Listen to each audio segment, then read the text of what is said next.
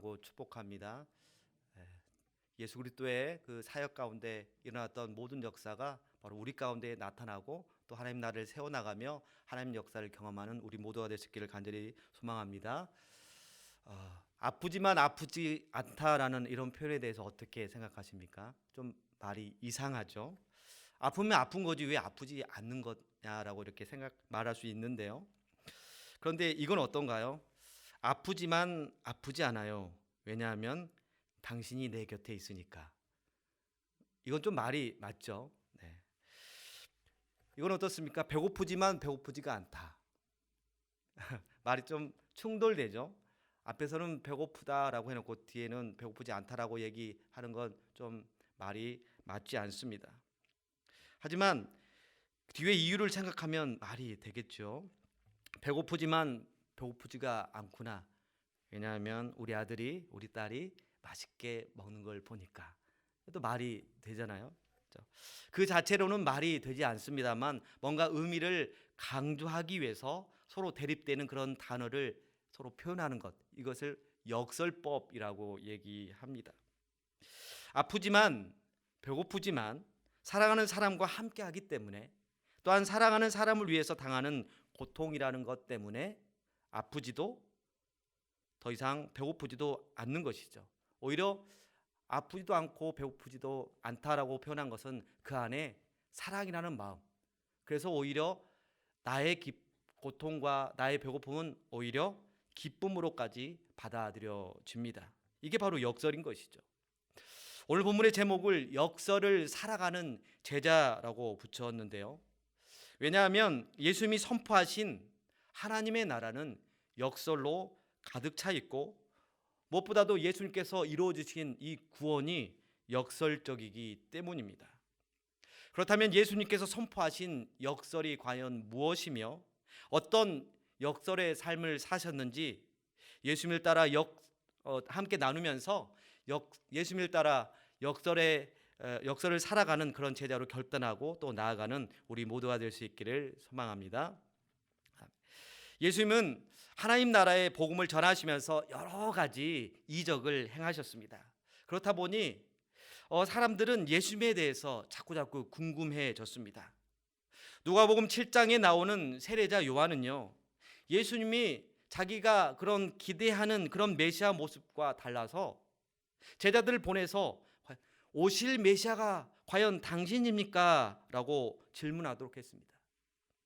누가복음 8장에서는 예수께서 바람과 물결을 꾸짖으시자 잔잔하여졌다라는 그런 내용이 나오는데요. 이런 모습을 보면서 제자들은 그가 누구이기에 바람과 물을 명함에 순종하는가 이렇게 서로 물었습니다. 누가복음 9장 7절에서 9절까지는요. 당시 갈릴리와 베레아 지역의 분봉왕이었던 헤롯 안티파스마저도 예수님의 제자들이 복음을 전하며 병을 고친다는 그런 소문을 듣고 그의 스승인 예수님에 대해서 궁금했던 것입니다. 사실 우리가 자꾸 궁금하면 더 생각하게 되고 자꾸 우리가 상상을 하게 되잖아요. 뭐지? 자꾸 생각하게 됩니다. 그래서 유추하게 되죠.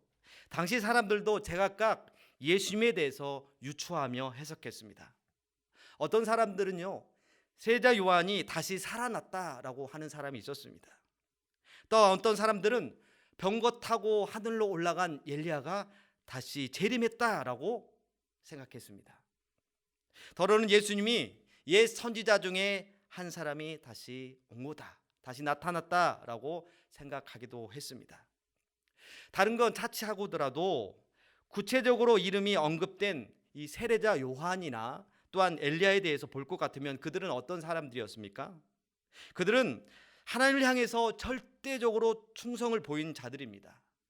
그러나 한편으로 볼 때 세례자 요한이나 엘리야에게서 보여지는 공통점이 있는데, 그들은 당대의 권력자들에게 정치적인 위협을 느끼게 했다라는 것입니다. 세례자 요한은 헤롯 안티파스 왕에게 위협적인 존재였습니다. 그리고 엘리야는 북이스라엘의 아합 왕에게 위협적인 존재였던 것이죠. 사람들이 바라보는 예수님도 그랬습니다. 당시 헤롯 안티파스를 당황시키고 긴장시켰던 그런 예수님이 이 유대 민족, 자기 민족들을 압박하고 괴롭혔던 그런 로마로부터 해방시켜 줄 것을 예수님께 기대했던 것입니다. 다름 아닌 예수님께 정치적이고 군사적인 선지자로서 그들 앞에 당당히 활약해 줄 것을 기대했던 것입니다.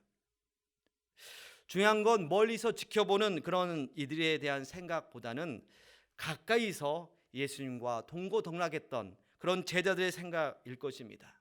이제 예수님께서는 4년 동안 함께 했던 제자들에게 질문을 하십니다. 너희는 나를 누구라 하느냐? 그러자 제자들의 대표라고 할 수 있는 베드로가 대답합니다. 하나님의 그리스도이십니다 라고 대답하죠. 하나님의 그리스도. 이 고백에는요, 하나님의 목적을 완수하는 분이다라는 그런 의미가 담겨져 있습니다. 다시 말해 예수님은 하나님의 목적과 하나님의 계획을 위해서 하나님이 세우신 그리스도라는 것입니다. 이에 대해 예수님은 그래, 네 말이 맞다, 내가 잘 알고 있구나 라고 이렇게 말씀하실 것 같은데요, 그렇게 말씀하지 않으시고 다른 말씀을 하십니다. 오늘 본문 누가복음 9장 21절을 다시 한번 읽어보도록 하겠습니다. 시작. 경고하사 이 말을 아무에게도 이루지 말라 명하시고. 아멘. 예수님께서 하나님의 그리스도이심을 아무에게도 이루지 말라라고 오히려 경고하셨습니다. 그런데 이상하지 않습니까? 예수님은 그리스도이십니다. 아멘. 예수님은 구원자이십니다. 그런데 이것을 아는 것은 너무나 중요합니다. 이것이 복음의 내용이지 않습니까? 그런데 예수님은 정작 알리지 말라라고 경고하십니다. 이렇게 말씀하신 데는 분명한 이유가 있다라는 것이죠. 이에 대해서 예수님께서 이어서 하신 말씀에서 우리는 유추해 볼 수가 있습니다. 누가복음 9장 22절입니다. 함께 다시 읽도록 하겠습니다. 시작. 이르시되 인자가 많은 고난을 받고 장로들과 대제사장들과 서기관들에게 버림받아 죽임을 당하고 제3일에 살아나야 하리라 하시고. 아멘. 예수님은 예수님께 있을 일들에 대해서 제자들에게 일러 주십니다. 그것은 다름 아닌 죽으심과 부활입니다. 그렇다면 예수님의 죽으심과 부활을 예고한 것과 또한 예수님이 하나님의 그리스도이심을 말하지 말라고 경고하는 것은 과연 어떤 연관성이 있을까요? 결론부터 말하자면 이스라엘 백성들이 기다리던 그리스도와 하나님께서 그리스도를, 예수님을 보내신 그 목적이 서로 충돌된다, 서로 대치된다라는 것입니다. 서로 맞지 않다라는 것입니다. 이스라엘 백성들은 그리스도를 기다렸습니다. 신명기 18장을 보면 하나님은 이스라엘 백성에게 모세와 같은 선지자를 보낼 것이다 라고 약속해 주셨습니다.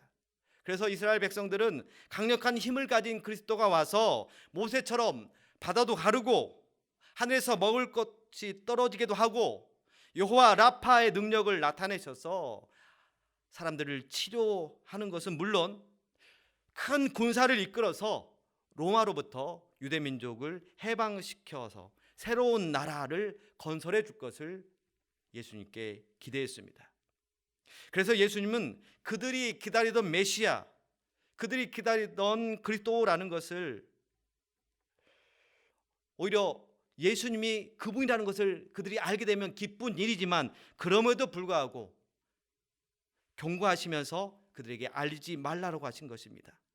유대인들이 기대하던 그리스도에게는 정치적이고 군사적인 의미만 있을 뿐 예수님께서 이 땅 가운데 오신 고난의 의미가 빠져 있었습니다. 하나님께서 예수님을 그리스도로 보내신 목적과 계획이 유대인의 기대와 달랐던 것입니다.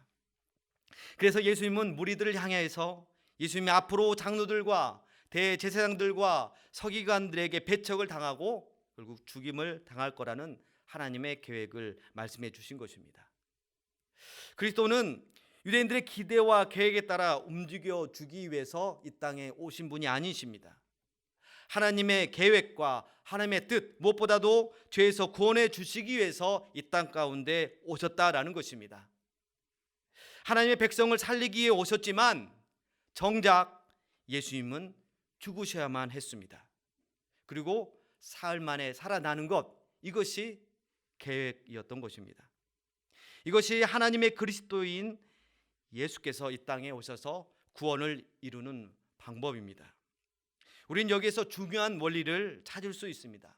바로 생명을 이끄는 죽음입니다.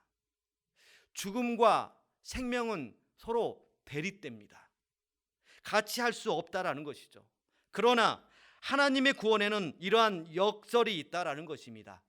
죽어야 살게 된다라는 역설이 담겨져 있습니다. 예수님은 다시 사시기 위해 죽으셨습니다. 부활하시기 위해서 십자가에서 돌아가셔야만 했습니다. 이를 통해서 하나님은 당신의 백성을 죽음의 자리에서 생명의 자리로 옮겨주셨던 것입니다. 이것이 예수님께서 구원을 이루시기 위해 보여주신 역설입니다. 죽어야만 살 수 있다라는 구원의 역설이요, 구원의 신비인 것입니다. 이와 같은 역설은요, 예수께서 하나님 나라의 복음을 전파하는 가운데서도 분명히 나타나는 것을 보게 됩니다. 하나님의 나라는 무릇 자기를 높이는 자는 낮아지고 자기를 낮추는 자는 높아진다고 역설합니다. 먼저 된 자가 나중되고 나중된 자가 먼저 된다고 역설해 줍니다. 하나님의 나라의 복음을 전하라고 제자들을 보내시면서 지팡이나 배낭이나 양식이나 돈이나 심지어 두벌 옷도 가져가지 말라라고 하십니다. 그렇게 빈털터리로 가지만 가는 곳마다 하나님 나라의 기적으로 채워주셨습니다. 없지만 작지만 풍성하게 하는 그런 하나님 나라의 역설인 것입니다. 연약한 여인들을 하나님 나라의 일꾼으로 부르셨습니다. 그러나 약하지만 강한 능력이 나타났습니다. 약한 그때 강하게 되는 역설인 것입니다. 주님은 광야에서 양이 적은 도시락 떡 5개와 물고기 2마리로 5,000명이 넘는 사람들을 먹이셨습니다. 적지만 배부르게 하시는 하나님 나라의 역설이 나타난 것입니다. 심지어 먹고 남은 떡과 물고기가 12강줄이었습니다. 12는 이스라엘의 12지파, 즉 하나님의 백성을 상징합니다. 오병이어의 기적이 일어났던 곳이 어디입니까? 들판입니다. 광야입니다. 광야는 생명력이 없는 곳, 무언가 우리가 기대할 수 없는 곳입니다. 그런데 이렇게 생명력이 없는 땅 광야에서 하나님 나라의 공동체, 생명 공동체가 탄생하게 되는 것입니다. 죽음 속에서 생명이 탄생하는 역설을 보여주신 것입니다. 또한 겨자씨 비유를 통해서 하나님 나라는 작지만 큰 역사를 이룬다라는 역설을 또한 말씀하셨습니다. 이 밖에 세상에 순류하는 다른 하나님 나라의 역설을 예수님께서 선포하시고 예수님께서 나타내셨습니다. 이렇게 죽어야만 살아나는 역설로 구원을 이루시고 하나님 나라의 역설을 전파하신 예수님은 무리들을 향해서 당부하는 말씀을 하십니다. 바로 제자도에 관한 말씀입니다. 제자가 마땅히 걸어야 할 길에 대해서 주님은 말씀해 주신 것이죠. 오늘 본문 23절입니다. 우리 23절 다시 한번 읽도록 하겠습니다. 시작. 또 무리에게 이르시되 아무든지 나를 따라오려거든 자기를 부인하고 날마다 제 십자가를 지고 나를 따를 것이니라. 아멘. 누가복음은요, 마태복음이나 그리고 마가복음과 다르게 예수님께서 제자도에 대해서 말씀하시는 그런 대상이 다르다라는 것을 발견하게 됩니다. 마태복음에서는 제자들에게 누구든지 나를 따라오려거든 자기를 부인하고 자기 십자가를 지고 나를 따를 것이니라 라고 말씀해 주셨습니다. 근데 마가복음은요, 제자들과 무리들을 향해서 그렇게 말씀해 주셨습니다. 반면 누가복음은 무리들을 향해서 말씀해 주시는 것을 발견하게 됩니다. 누가복음의 저자인 누가는 이 제자도를 듣는 대상을 무리라고 함으로써 예수님의 말씀을 듣는 자들로 하여금 무리로 계속해서 남을 것인가 아니면 예수님의 제자가 될 것인가 그렇게 고민하도록 유도하고 있습니다. 예수님을 따른다고 해서 다 제자가 아니라는 것입니다. 많은 무리들이 예수님을 따라다녔지만 그 따름의 의미가 다르다라는 것입니다. 그래서 무리들을 향하여서 제자가 되도록 초청하시는 것입니다. 무리를 향하여 나를 따라오려거든 자기를 부인하고 날마다 제 십자가를 지고 나를 따를 것이니라고 제자들을 말씀해 주셨습니다. 23절에서 눈여겨볼 단어가 있는데요, 그건 바로 따르다라는 단어입니다. 나를 따라오려거든, 내 따르다와 나를 따를 것이라 라고 하신 그런 따르다가 있는데요, 이 번역된 우리말에서는 같은 말로 보이죠. 같은 말입니다. 하지만 원어인 헬라에서는 다른 단어를 사용하는 것에 우리는 주목해 볼 필요가 있습니다. 둘은 따를 때의 마인드가 다르다라는 것입니다. 앞에 나를 따르려거든으로 번역된 따르다는 헬라어 기본 단어가 에르코마이라고 전하고 있습니다. 에르코마이는요, 누군가를 뒤따라가다라는 그런 의미인데요, 이건 마치 아이가 부모의 뒤를 졸졸 따라다니는 것, 또 앞차를 보고 뒤에서 따라가는 것, 이처럼 자기가 원하는 바를 얻기 위해서 그렇게 따라다니는 그것을 표현할 때 이렇게 에르코마이라는 그런 단어를 사용한다고 합니다. 그래서 예수님을 따르는 무리들은 바로 에르코마이 했던 것이죠. 예수님께 자신이 원하는 바를 얻기 위해서 따라다니는 그런 무리들이 따르는 것을 에르코마이라고 하는 것입니다. 반면 뒤에 있는 나를 따를 것이니라 라고 하는 그런 따르다는요, 헬라어 기본 단어가 바로 아콜루데오입니다. 아콜루데오는 누군가에게 소속되어서 확고부동한 상태에서 따르는 것을 가리키는 그런 의미입니다. 또는 죽어야만 하는 경우라도 전적으로 따를 때 쓰는 단어가 바로 이 아콜루데오인 것입니다. 매우 결연한 의지가 내포된 단어인 것이죠. 결국은 예수님께 소속되어서 죽음을 각오하고 따르는 그런 자가 바로 예수님께서 말씀하신 제자도라는 것입니다. 그래서 예수님은 무리를 향하여서 나를 따라오려거든 죽음을 각오하고 따라오라, 이렇게 말씀해 주시는 것입니다. 더 이상 무리로서 남지 말고 참 제자가 되어서 예수님을 따르라고 말씀해 주시는 것입니다. 그렇다면 구체적으로 어떻게 따라야 한다고 말씀해 주십니까?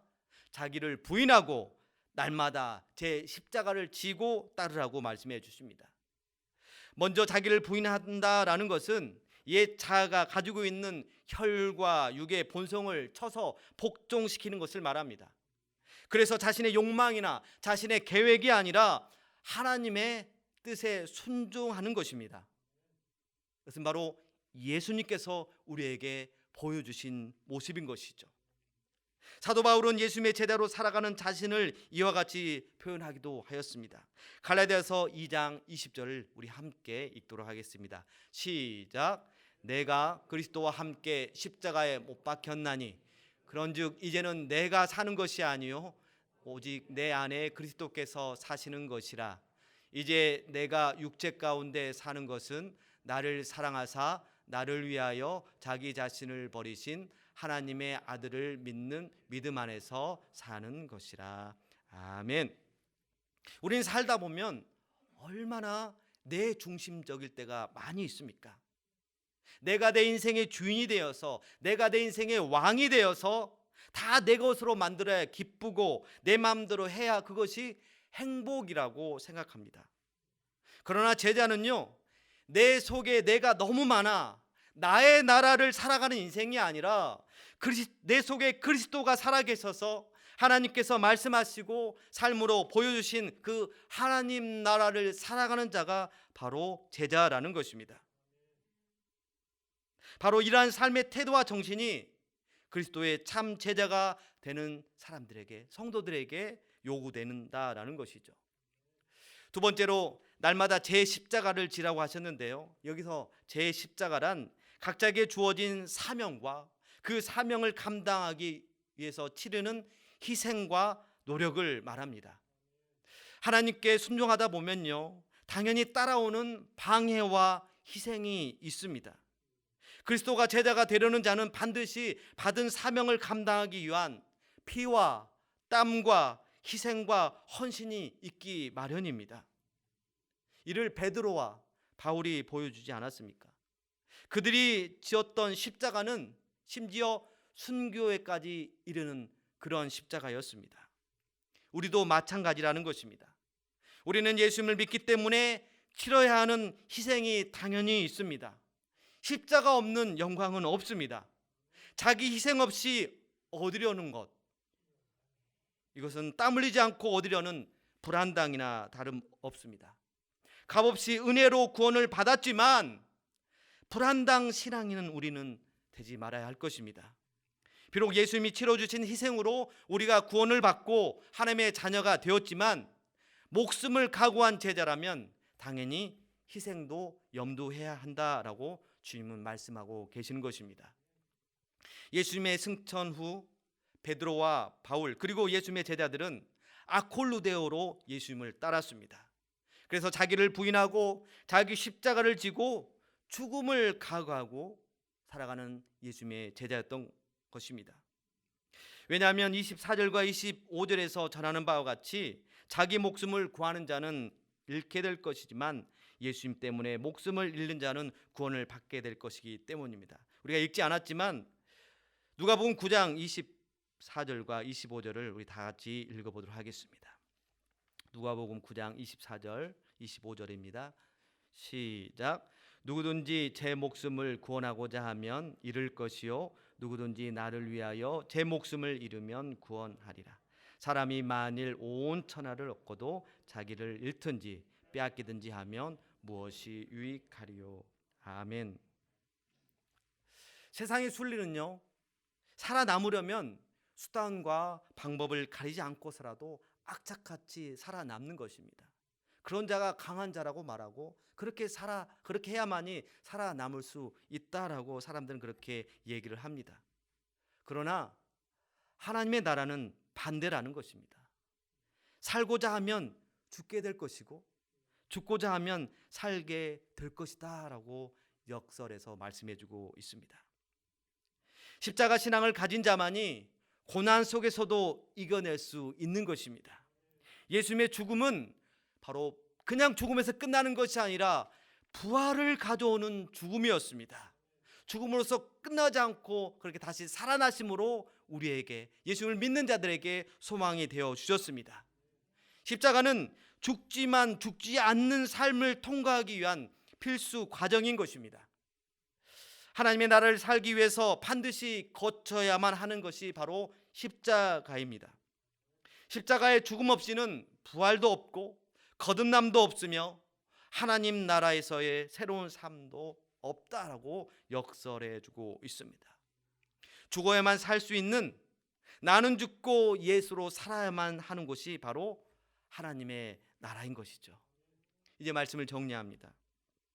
예수께서는 여우도 굴이 있고 하늘에 새도 둥지가 있지만 인자에게는 머리 둘 곳이 없다라고 하시며, 예수님을 따르는 자들은 그러한 삶조차도 예수님과 함께 할 수 있어야 한다라고 말씀하셨습니다. 예수님과 제자는 따로가 아니라 하나입니다. 예수님 따로, 제자 따로가 아닌 것입니다. 함께 먹고 함께 굶고 함께 영광을 맛보고 함께 핍박받고 함께 웃고 함께 울고 함께 죽고 함께 부활하는 것입니다. 예수님께서 우리를 향하여 선포하신 메시지는 지금 우리를 향해 있습니다. 우리를 하여금 나는 과연 예수님께 뭔가를 얻어보려고 졸졸 따라다니는 무리인가, 아니면 죽어야만 하는 경우라도 할지라도 전적으로 따르는 제자인가, 스스로에게 질문하도록 합니다. 나는 제자인가 아니면 무리인가?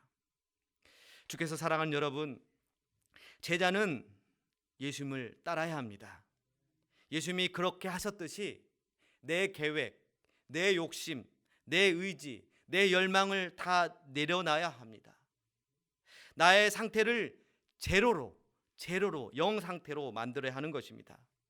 아무것도 없는 상태로 예수님을 따라야 합니다. 그게 바로 심령이 가난한 것이고 빈 마음인 것입니다. 그렇게 가난한 마음으로 주님을 따를 때에 나는 없지만 모든 것을 가지신 하나님의 것으로 풍성하게 채워주시고 누리게 하실 줄로 믿습니다. 썩어질 것이 아니라 영원한 것으로 채워질 줄로 믿습니다. 그렇게 될 때 십자가는 고통의 십자가가 아니라 행복한 십자가가 될 것입니다. 그렇게 하나님 나라의 역사를 경험한 우리가 될 줄로 믿습니다. 비록 세상에서 가치 있게 여겨지는 것이 없다 할지라도 평안하고 안락한 삶, 사람들의 인정, 세상의 명예와 권력이 없을지라도 하나님 나라의 풍성함을 누리며 살아가는 저와 여러분이 될 수 있기를 소망합니다. 소망하며 구하는 자에게 성령 하나님께서 친히 그렇게 살아가도록 이끌어 주실 줄로 믿습니다. 예수님께서 세상을 뒤집는 역설의 삶을 사셨으니 우리도 모두 아콜루데오로 따르는 그런 참 제자가 되어서 예수님처럼 역설을 살아 세상을 뒤집고 세상의 하나님 나라를 회복시키는 그런 하나님 나라의 주역들이 될 수 있기를 간절히 소망합니다. 우리 말씀을 생각하며 함께 찬양하겠습니다.